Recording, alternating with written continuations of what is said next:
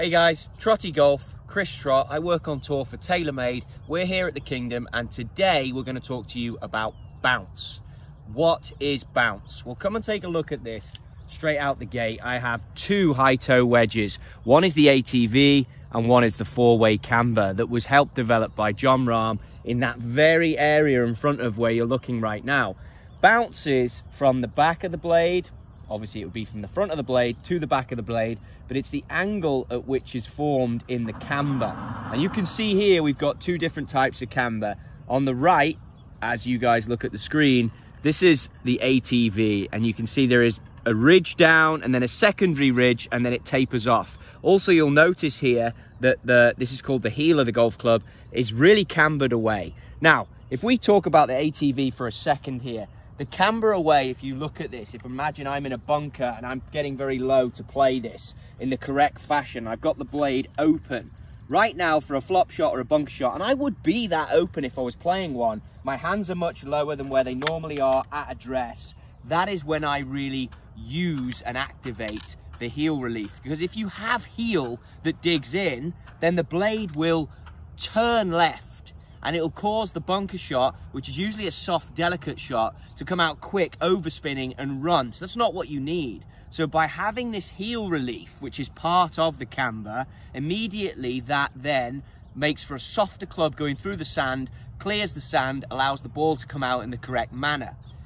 If you then look at the toe of these high toes, the toe area, I'm just talking about the sole, I'm just talking about bounce. You can see that's tapered away as well. Now where we use that is if you get a lie that might be sandy, like the divot, old divot on this tee, or it's perhaps in an imprint, which this is a perfect tee at the Kingdom. They've done a great job. But if you get a bad lie, quite often you want the smallest amount of club interacting with the turf, smallest amount of the sole interacting with the turf. And the way you would do that is to prop the toe up, almost get the club close to vertical, stand nice and close to the golf club.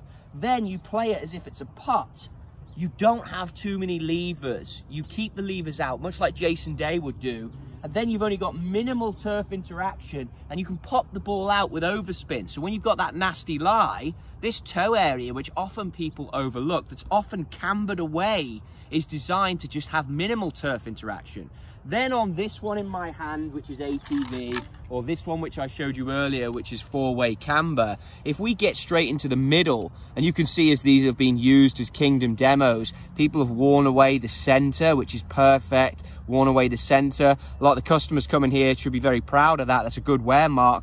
But the middle of the sole is then used to push away sand in a bunker shot, or it's used on a pitch shot to help the club come out of the turf. Once the club goes into the turf, it has to come out, and the camber helps it. So based on where you're playing, whether it's soft fairway conditions, whether it's hard fairway conditions, how much bounce you put on that club will dictate how it comes out of the turf. The other thing to look at is how steep are you as a player. If you're someone, we talked about it earlier, that has a lot of wrist hinge and then gets down into just a standard shot that's a pitch shot, say 60 yards, you're going to need more bounce to get the club out.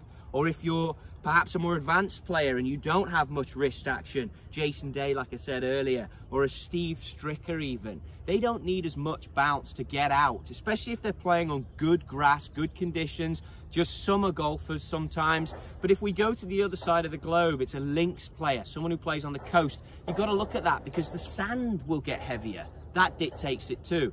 So like all these situations, you must seek advice. You must speak to a fitter in your area and get guidance on what's the right bounce for you. But that's a general overview.